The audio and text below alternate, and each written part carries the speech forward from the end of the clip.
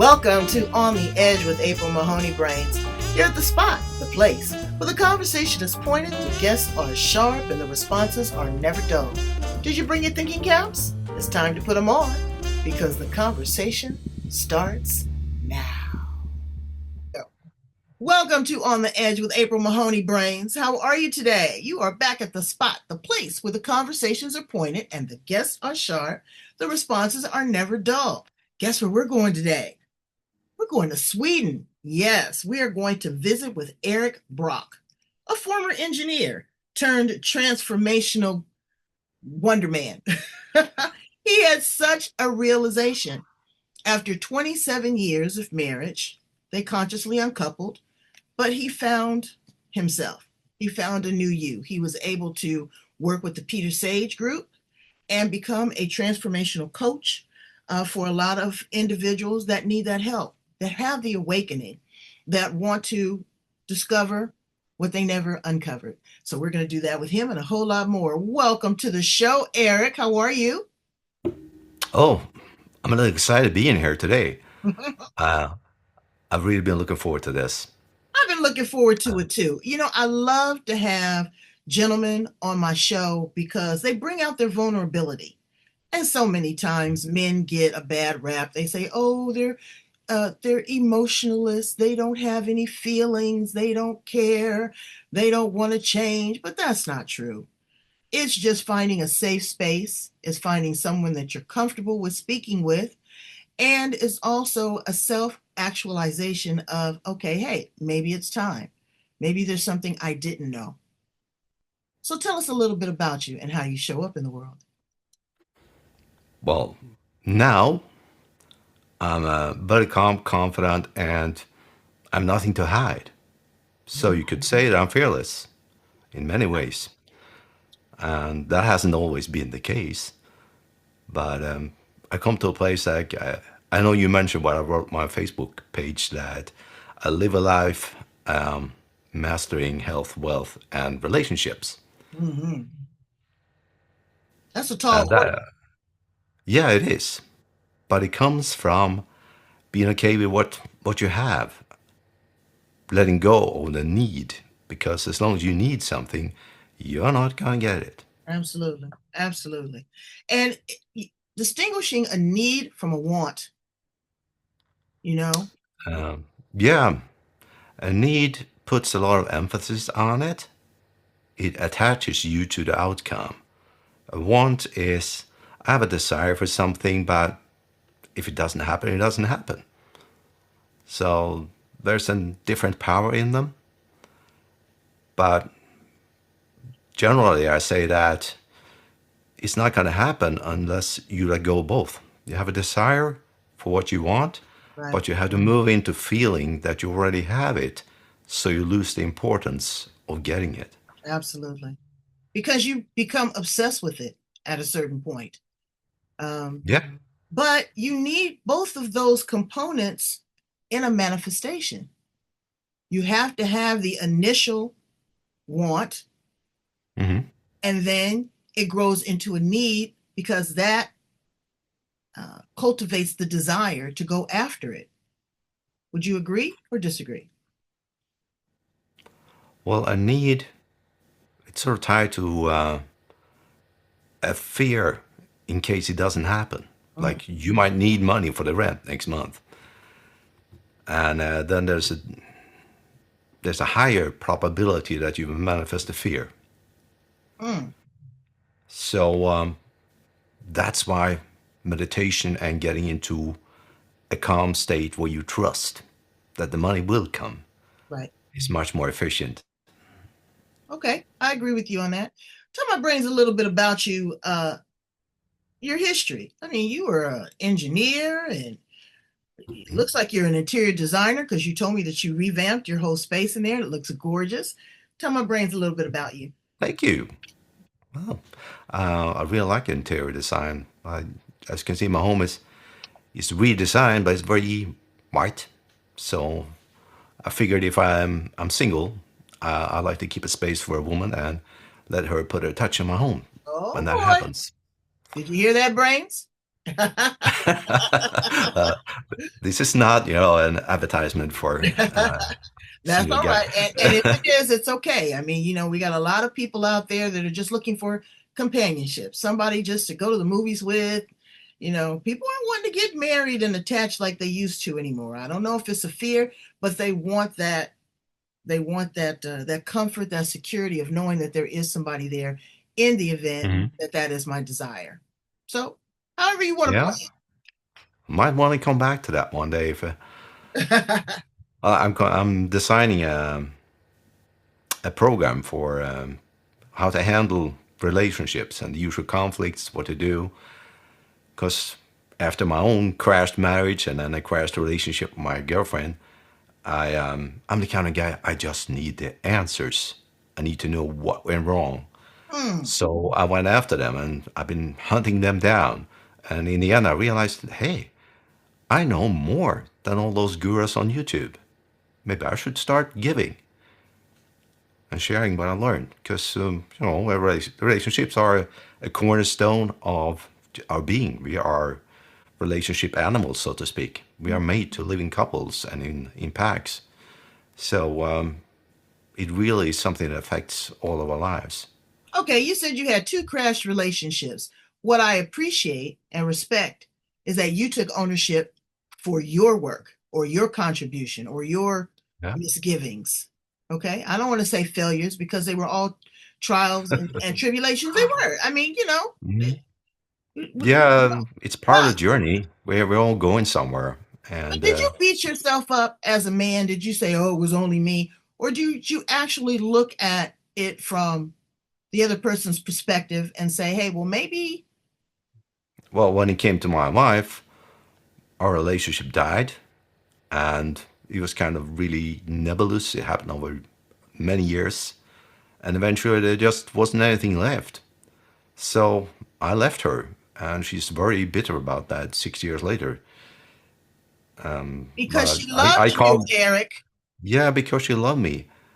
And it was very difficult to say it that I want a divorce. So that took a couple of years and a therapist before I could really confess to myself that, yes, this is done. I have to go Mm. and set her free.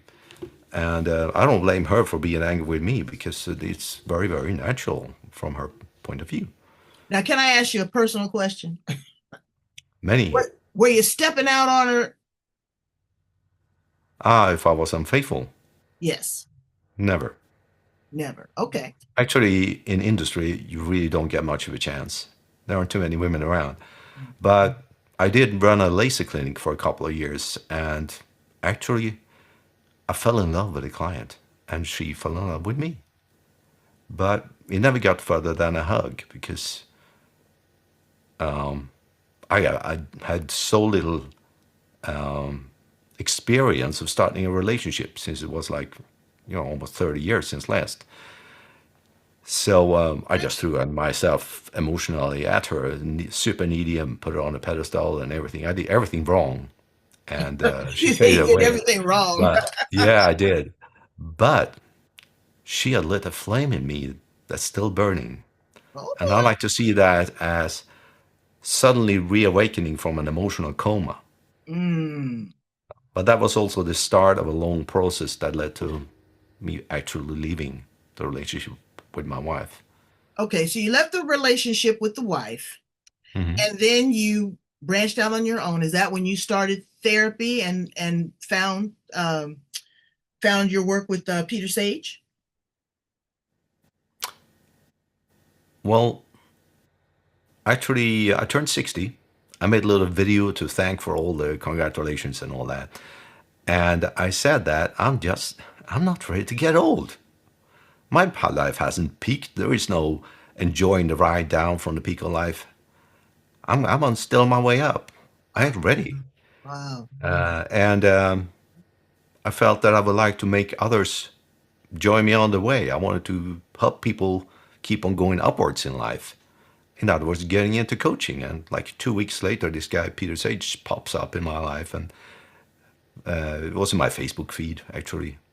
And Hmm. it really resonated with me. Like, this guy is the first person in my life that says things that means I'm on the right way, not that I have to change to fit in. Mm. That's like the first time.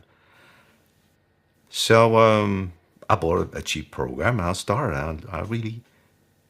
I started listening. I started looking forward to Mondays when I would get a new part, and I was fascinated. I discovered that there's a whole world of developing yourself and understanding people, understanding life. Where was that the first 60 years? Right. Nobody ever told me about this. Well, now let me So, ask you something. Were you yes.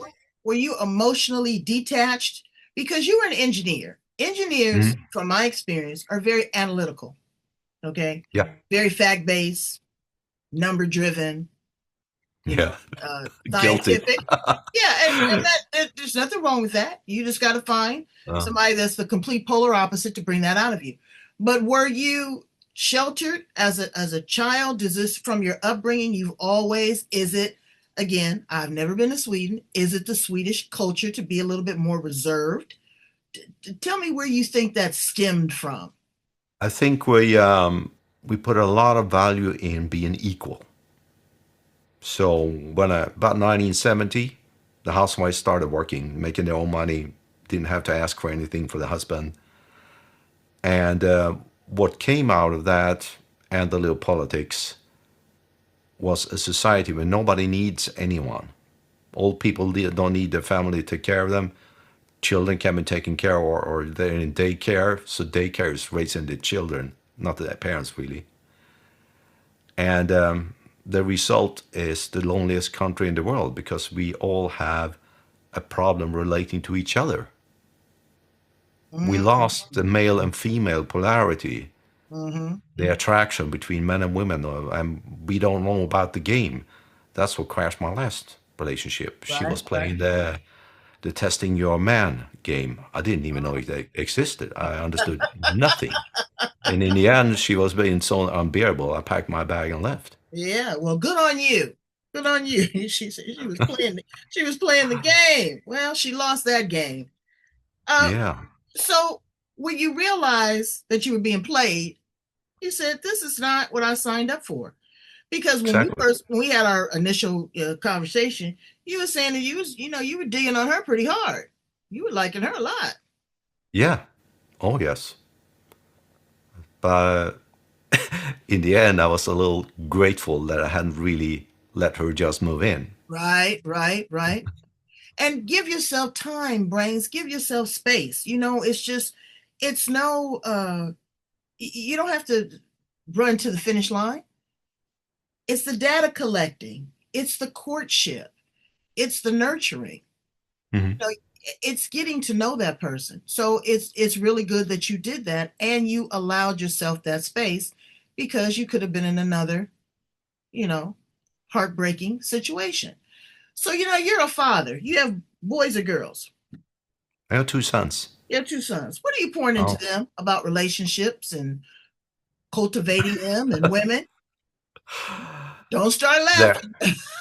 Well, when parents tell their kids, like, you should listen to me, they are like, oh, dad, shut up. So Mm, it's not that easy. I have to lead by example. you do, but I tell you what, my daughter told me one day, scared me to death. She looked me in the face and she said, I watch and listen to every single thing you do. So Oops. again, well, that's what you said, by example. So Yeah, yeah. so They they're don't do learning. what you say. They do what you do. They do what you do. They do what you do. Absolutely. So now you have this coaching program.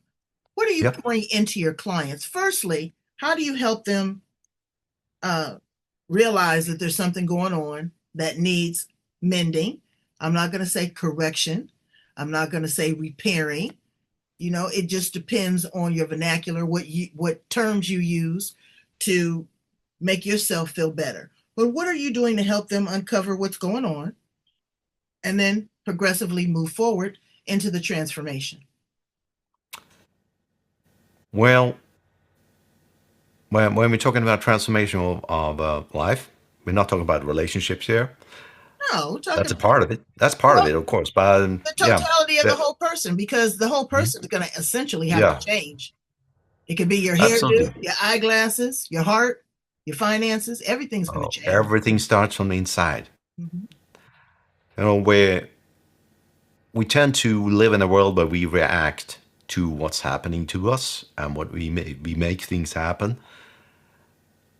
So we feel things and we do things according to what we experience.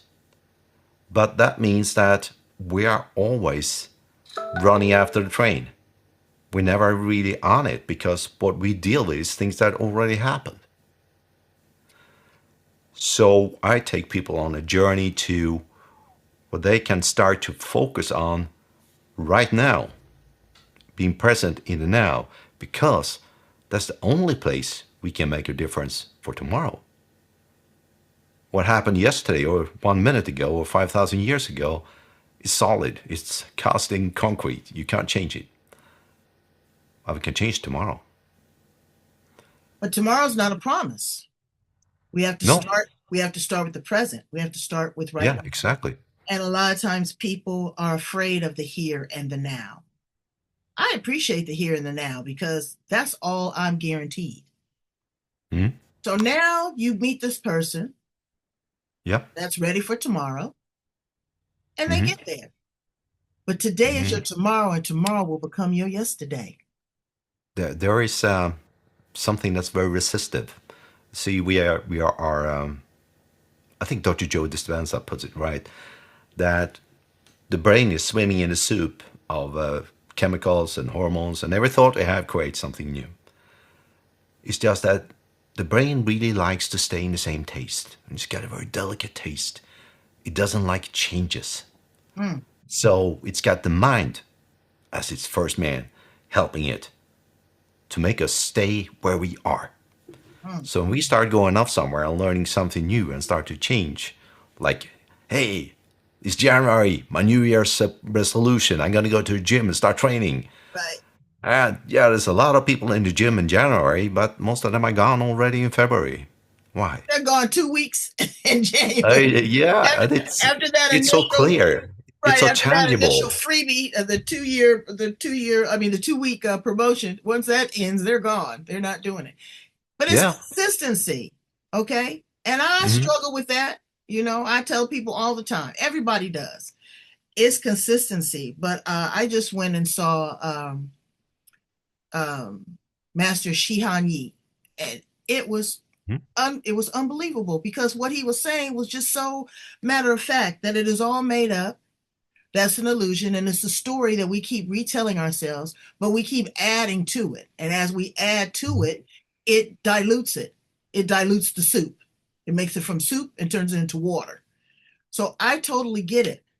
But you need to be consistent, and you can be consistent by doing small things, making small commitments, making small promises to yourself.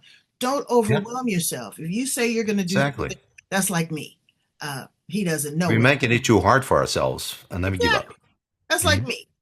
My husband's birthday's coming up, and I've got a gong, and I'm learning to play him a song. And I said Ah, to myself, every day I'm going to practice. Every day I'm going to practice 10, 15 minutes. Do you know that song sounds beautiful? yeah. It and that's what it is. Yeah. It's about consistency. Yeah. What do you pour into your people to keep them consistent? Are you on them? Are you a tough coach? Do you give them homework? What is it what's your secret sauce? Different people need different ways. So I try to read them and give them what they need.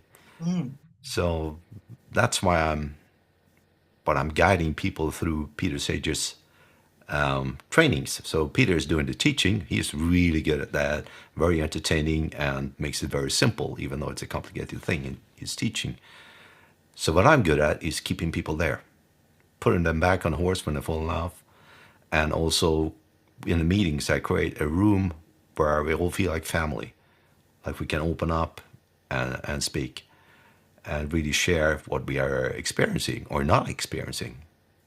That's equally important, actually more important when you share that you don't have any success, that mm, nothing's happening for me, because otherwise you won't get the help. right.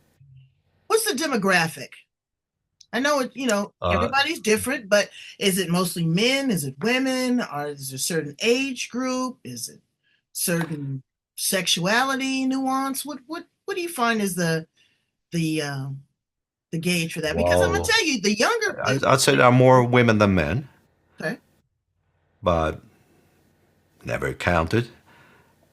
And I would say the age range is typically 40 to 70. mhm. But we got 19-year-olds and 84-year-olds.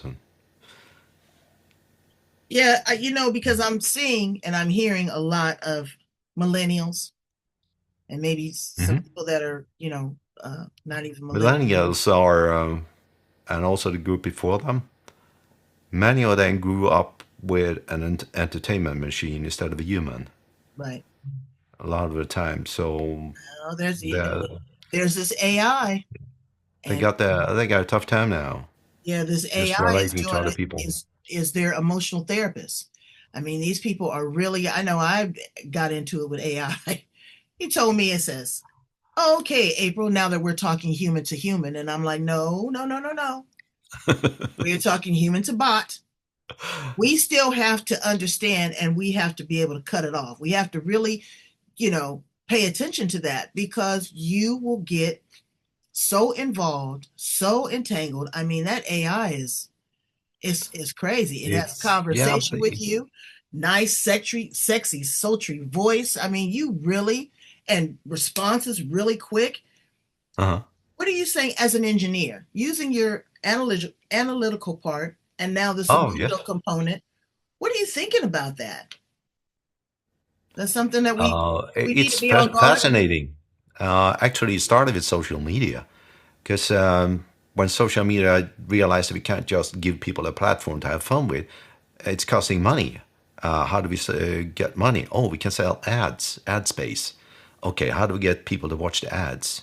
And then started analyzing how people work and Mhm. crafting incredibly good systems for hooking our attention, not really thinking about what they did to us over time and actually quite regretting what they did to us over time because our attention span is, well, dysfunctional by now. I've been on social media since 2008, and my my focus is just all over the place.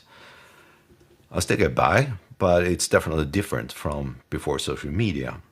Now imagine growing up with that as a parent, and not only that, it groups us with other Right, information right, that is agreeing with us or disagreeing with us. right. So it sort of Or makes a division between or people. manipulating you. Or Yeah, manipulating. absolutely. And with AI, the most common one today is clearly programmed to agree with us. So we get into a world where we are not training ourselves to accept other people as they are. Mm. That's Problem. scary. Yeah, it's scary. It's scary. It makes everybody unhappy. That's why I was quick to tell it, no, you are not a human. You're not, no. No, you're not. And you came back to me and it said, I apologize, April. I will not make that mistake again. Hmm?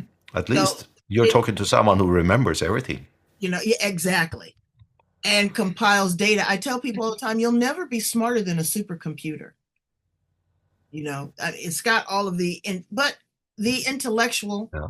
the emotional, but it's moving fast. It's moving really, really fast. Okay, Hmm. so you say you're fearless now. What does that Very mean? much. Well, that doesn't mean I'm going to jump out of a plane without a parachute. But, but when it comes to human conflicts, I'm pretty stable. Okay. Actually, what happens is that the conflict doesn't really come to me. It doesn't appear. Mm, So that, I've been in some dodgy places traveling over the last few years, like Berlin at midnight on a Saturday, Sunday night, or actually we were out to 5:30 in the morning mm, on some underground disco, very dodgy place. But nothing happened. We weren't even thinking about being worried. We took the subway back to the hotel, and I've been alone out in India Everybody was like, "Oh, be careful, it's dangerous." Everybody who hadn't been there was like that. And one friend of mine who had been there long ago, she was like, "Oh, we're going to India. You have to go there and there and there." Mhm. So that took me actually to Jaipur. Yeah. Well, I don't Wonderful know. place. I'm a little bit I'm not fearless. I'm not fearful, but I'm cautious, extremely Hmm. cautious. Like I'm in the bank the other day and I'm at the front of the line. And here comes this dodgy character. And I mean, he's completely covered up. He's got a mask on his face, he's got a jacket, he's got all this stuff going on, and he's standing right by the ATM. Now, again, remember, I'm at the front of the line. And then he starts to take off his jacket and he's got this square box taped to his shirt. Yeah, exactly. And my intuition says, warning, get out of line. I go get out of line. I tell the security guard, I want to check this brother out because he's kind of strange. He leaves the bank or whatever. But my intuition has served me right. I've been in some, I've been trampled in crowds. I was trampled in the Watts riots as a child. So I'm always, looking, and I'm from South Central LA, where, you kind of look over your shoulder and you pay attention to that. So I tell people that, again, follow your intuition because it speaks to you, it will tell you. Fear is not something to be afraid of. I think that it's sometimes it's a gauge. I think it sometimes allows you to check your pulse. But see, you've been through the fire. You've been through that part. And I'm sure that if something had have looked strange in Berlin, you would have come from up under that alcohol and that discotheque and you would have put your defenses on. So again, but Something it's happened actually, but when you mentioned it, we were waiting for the subway train, and there was a bang. So I thought I might have been a gunshot. So I pulled my friend behind the concrete pillar, but he said no, somebody threw a bottle. That's what I heard. So but you never know. And in these days and times, you see something, you have to say something. You have to say something because you don't know what's going on. But I want to ask you some other fun stuff that's going on in your life. So when I come to Sweden, after all of this kerfuffle and the world comes back to semi-normal, where are you going to take me? What do you want me to see? What are we going to do? we're gonna take a walk in the forest. Oh, We're gonna really gonna connect with nature and have a look.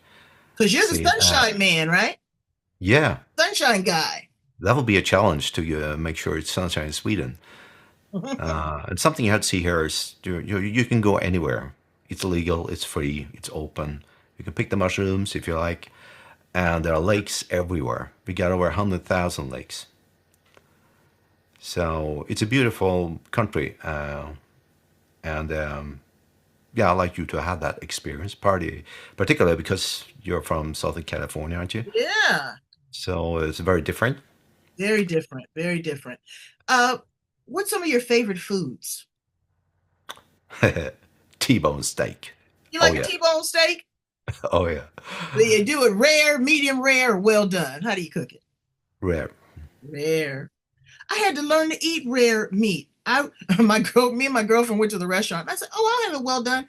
She says, "You don't kill filet mignon twice."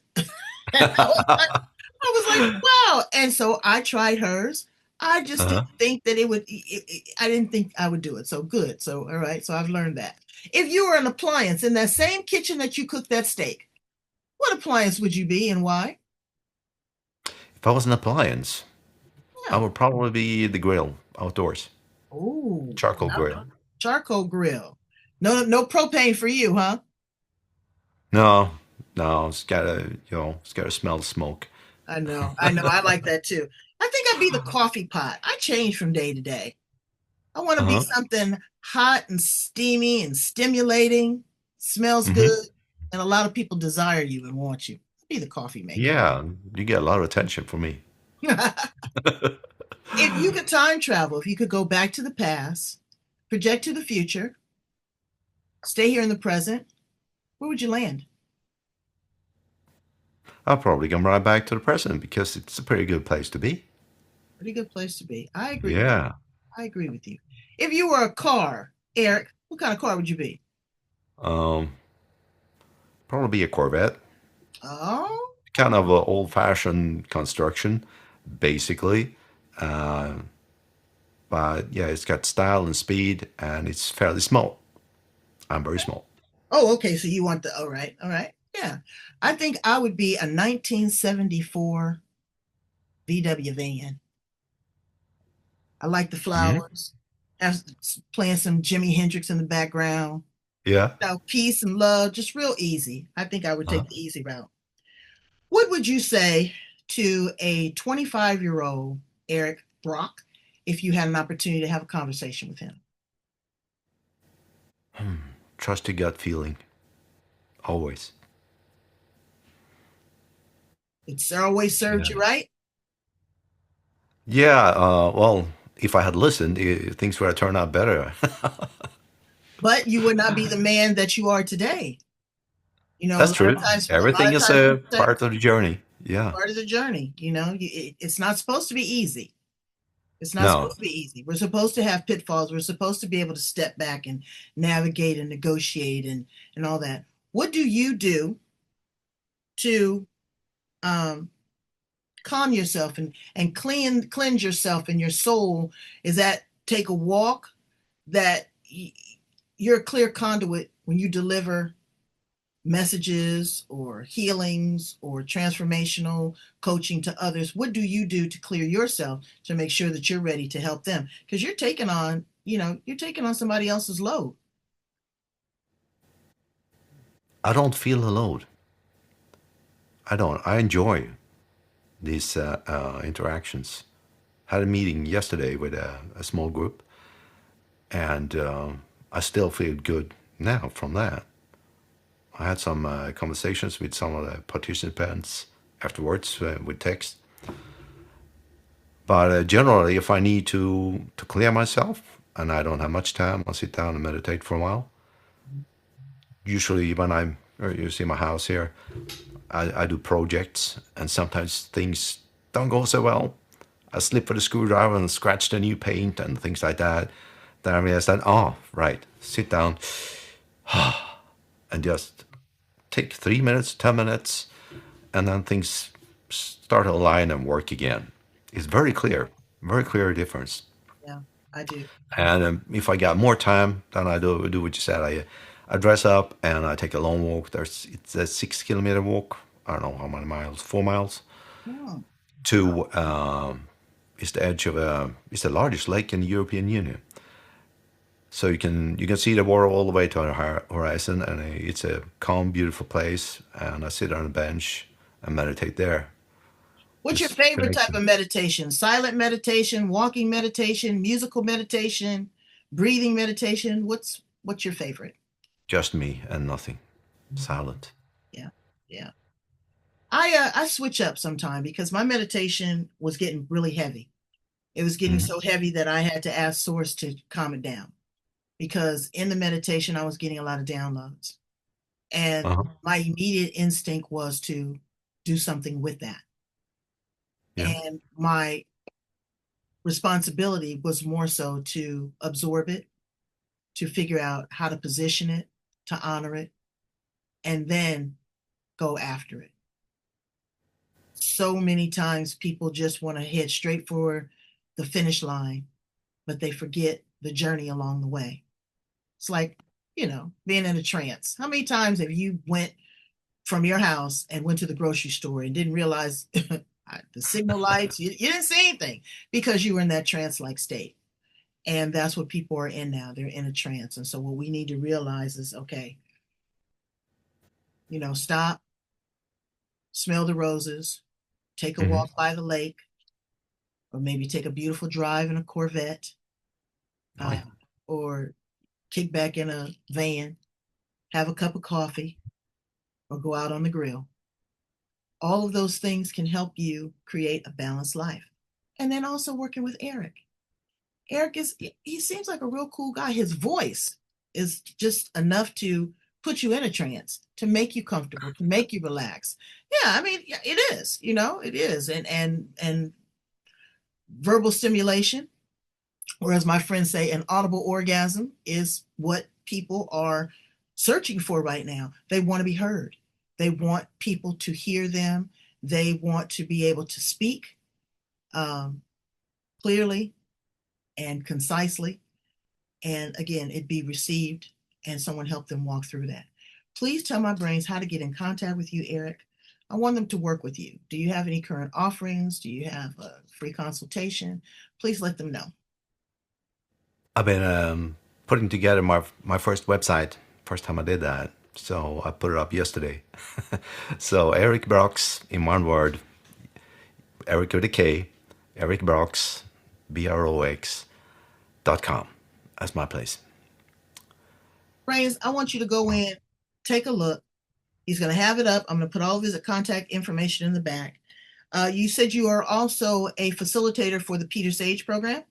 Yeah, Okay. sometimes. Yeah. So sometimes you go in, see if you can connect with So him. He found a realization. Again, scrolling on that Facebook. Now, it's not all bad. My mother used to say it's the devil. She said, "Ooh, that's the devil." I said, "But yeah, could you imagine during COVID if we hadn't been in bed with the devil? It would have been horrible." So it's about a balance. It's hmm about a duality. It's a dance. But pay attention and keep your sense of self. When something doesn't seem right, be it humanoid or robotic or analytic, stop, pause, and run it through your mind. Run it through your database. Does this feel good to me? Does this sound right? Does this make sense? No? Then don't do it. Right? that's so important, that stop, because that allows us to start thinking. If we stay in the moment, sometimes we do have to react, yes. But if it's verbal, it's much better to wait. What can I do for the best outcome? Instead of just attacking or defending yourself. Absolutely. Because then we often miss the point or the opportunity to get a much better outcome. That's right. So, brains, that's what we're looking for. An outcome here on the edge. Thank you so much for being with us all the way from Sweden, Erik Brock. You will be hopefully coming to the United States. If you do, I told you come to San Diego. We got beautiful beaches here, restaurants, fun, nice places to walk. And I got a grill. How about that? Oh, now you're on. Yeah, yeah, yeah. So thank you, Brains, for tuning in and listening to us. Just try to help you get some clarity, some wisdom, and some understanding to take you to your highest and greatest good. Thank you, Erik. Come back and see us again, okay? Thank you so much. This was so. I mean, really, your wisdom Oh, really gives something. Thank thank you. you so much. I appreciate you. We'll talk again soon. Bye, Brains.